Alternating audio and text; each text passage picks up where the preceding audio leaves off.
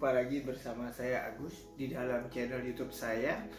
Hari ini kita akan membahas salah satu cara menguliti Alkitab. Kita akan belajar pentingnya penulisan suatu nama di dalam Alkitab kita.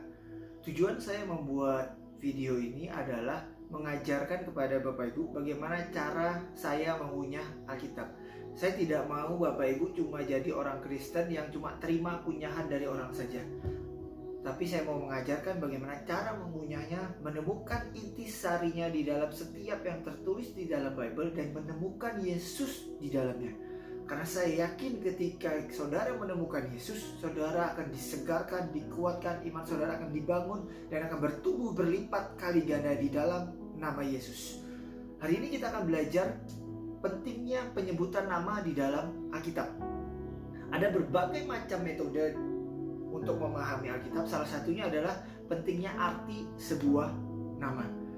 Bapak Ibu bisa mencari tahu arti sebuah nama yang tertulis di dalam Bible dengan menggunakan aplikasi My Sword Bible yang sudah saya jelaskan di video sebelumnya. Atau mungkin kalau Bapak Ibu tidak bisa mendownloadnya, bisa gunakan aplikasi yang lainnya yang juga sudah saya sebutkan di video saya yang sebelumnya.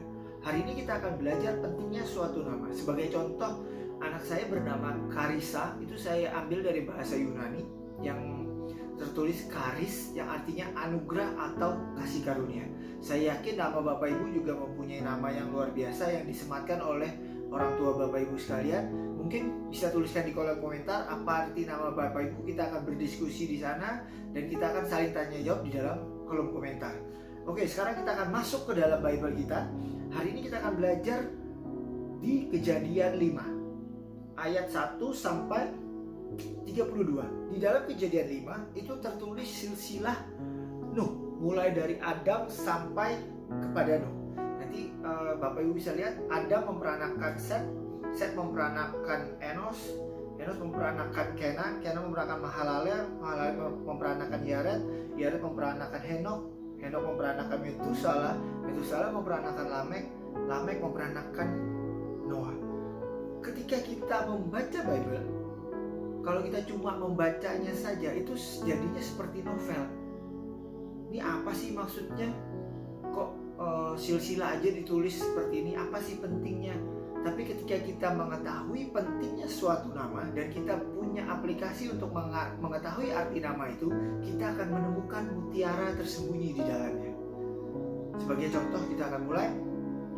Adam artinya manusia. Kemudian Set artinya ditunjuk. Enos artinya tunduk pada kematian. Kenan artinya sorrowful kalau dalam bahasa Inggrisnya, dalam bahasa Indonesia penderitaan. Mahalalel artinya Tuhan yang penuh berkat atau penuh kemuliaan. Yared artinya turun ke bawah. Henok artinya menyerahkan diri. Metusala artinya kematiannya akan membawa. Lamek artinya miskin dan lemah. Noah atau Nuh artinya adalah kelegaan atau rest. Kalau kita semua jadikan semua arti itu kita jadikan satu kalimat, akan berarti manusia yang ditunjuk untuk tunduk kepada kematian dan penderitaan untuk pujian kepada Tuhan, turun ke bawah kematiannya untuk yang miskin dan lemah supaya mendatangkan kelegaan atau rest.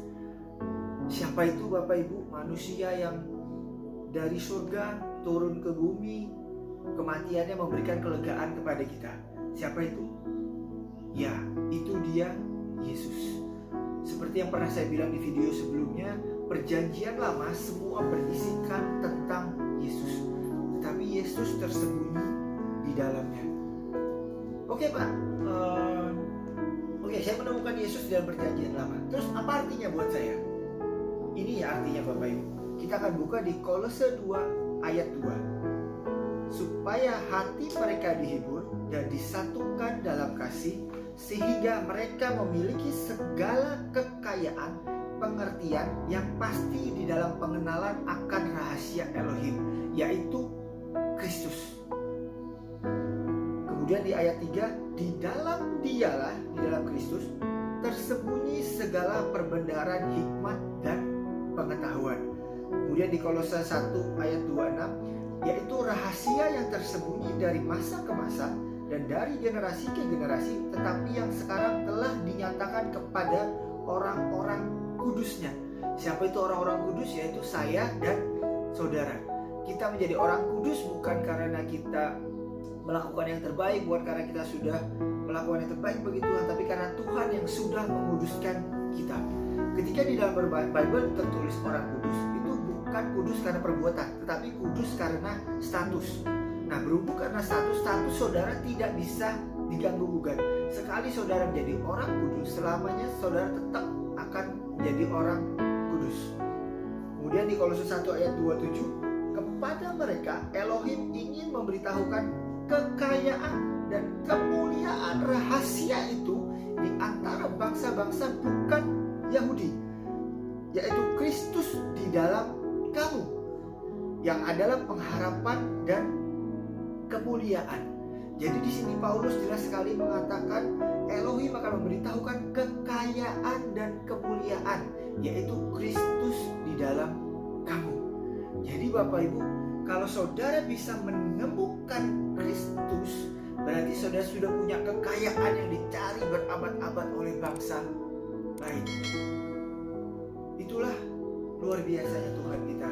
Di tengah pandemi seperti ini, atau di tengah keadaan Bapak Ibu yang terpuruk, Bapak Ibu sudah tidak punya apa-apa, mungkin Bapak Ibu tidak punya pekerjaan, mungkin Bapak Ibu sudah tidak punya pengharapan, tidak tahu harus berbuat apa lagi, tidak tahu harus bekerja apa, atau mungkin Bapak Ibu punya sakit yang mungkin tidak bisa disembuhkan, dokter sudah memvonis apapun.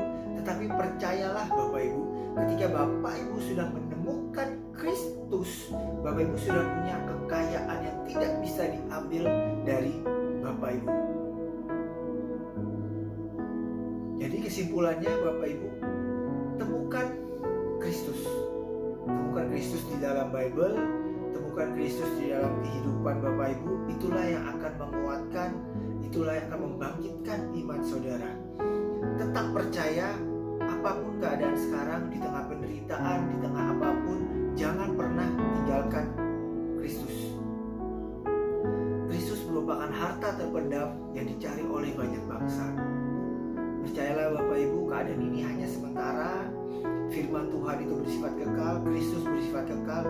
Percaya, pegang terus janjinya. Sampai jumpa lagi dalam video saya berikutnya. Kita akan temukan lagi Kristus di dalam Bible, mulai dari Kejadian sampai Wahyu. Tuhan Yesus